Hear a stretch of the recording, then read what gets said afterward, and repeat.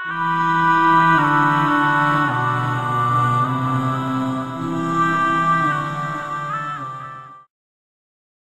ﷺ dealt with these issues of racism 1400 years ago. When Abu Dharr radiallahu anhu said to Bilal, Ya ibn Sauda, you son of a black woman. And Bilal radiallahu anhu got insulted and he went to the Prophet ﷺ and he said, O Messenger of Allah, this is what Abu Dharr has said to me. And the Prophet ﷺ called Abu Dharr and he said, Ya Abu Dharr, innaka imra'un fika al-jahiliyyah. He said, oh Abu Dharr, you are a man who still has the traits of ignorance in him, the pre-Islamic traits. And then the Prophet ﷺ said something really profound. He said, oh Abu Dharr, me Muhammad, I am equally the son of a black woman as I am the son of a white woman, because the Prophet ﷺ was breastfed by a black woman. The Prophet ﷺ dealt with the issues of racism 1400 years ago. And you see how deeply they're entrenched in us today. How deeply they're entrenched. We don't need any interference from America or anybody else to destroy us and disunite us. We do a good job ourselves. You look at the Somalian issue before. Clans chopping up clans. Why?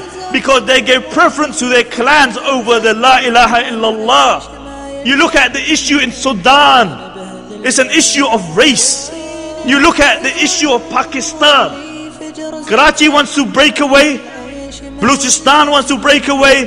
Parts of Sarhad want to break away. And the Kashmiris are speaking more about breaking away from Pakistan than actually liberating Maqbooza Kashmir. Why? Because we bought into this.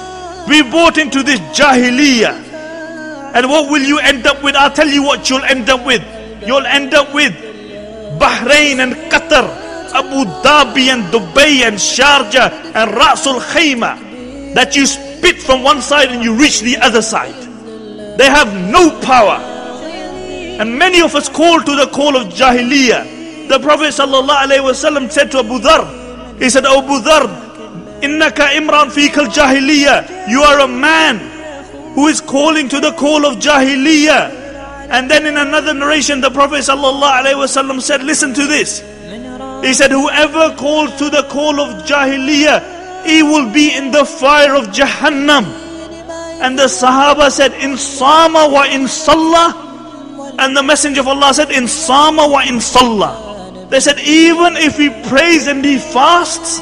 The Prophet ﷺ said, even if he prays and he fasts. Because before Islam, racism was deeply entrenched in the Arabs. But after Islam, it was removed. You know, many of us, we are slave to people's skin. We get overawed by the color of people's skins. Is that how shallow Muslims have become? You go look into the rich, the Gulf countries. You have two men of equal education. One is white and the other is of a darker complexion. And the white person will get double the wages of the one with the darker complexion. Why? Because they're in awe of a man's chamri. They're in awe of the color of a man's skin. And that's the reality. And this was what the Prophet ﷺ came to remove. And by Allah, we break the ummah. How often you hear about youngsters, Bengalis fighting against Pakistanis, Pakistanis fighting against Somalians. Where did you get this from? Where did this come from? We generalize when we speak about Bengalis. We say Bengalis are all like this. Somalians are all like this. Pakistanis are all like this. Have you ever seen a Pakistani and a Bengali arguing? The Bengalis defending everything about Bangladesh, and the Pakistanis defending everything about Pakistan. And then when the Bengali goes home, he's from Sylhet, he's cussing the people of Dhaka. You have a Pakistani that's defending Pakistan. And then when they go home, the Kashmiri is saying, oh yaar, ye Punjabi sab aise hai. All the Punjabis are like this. The Punjabis are saying, all these Pathans are like this. It never finishes. And then when it gets closer to home, you divide more. Then you divide on other issues. Yaar, all these Raji are like this, and all these Gujars are like this. What you doing? Because by Allah, Allah will not ask you when you go in your grave, did you come from Pakistan, Bangladesh or Saudi Arabia? But He will ask you, did you divide the ummah by your words? I say this in no exaggeration. I fear that this talk is about Bilal radiallahu anhu, but if Bilal was here today, I fear that there would be Muslims racist towards him, because it's so inherent in us. You have these huge masjids called Masjid Bilal radiallahu anhu, and if Bilal radiallahu anhu came today, he couldn't even be a committee member, because he doesn't come from the right place. He's not the right skin.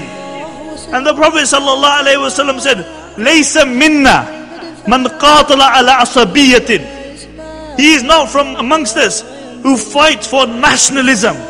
And this is so inherent within us.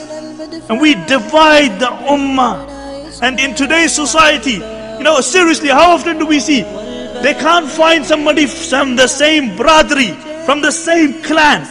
So the sister becomes 40 years old and she's never married.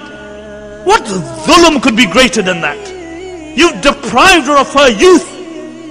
Just because you couldn't find, if you found somebody neck, somebody pious, somebody of virtue, the Prophet ﷺ said you should marry. And just because you couldn't find somebody of your same clan, you deprived a person, an individual, of having a life, having a partner.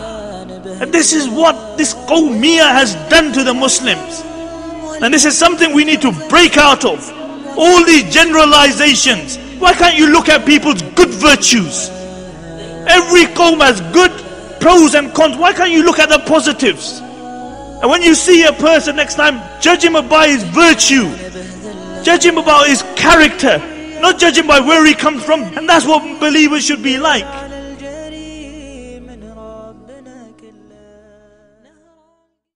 Mm-hmm.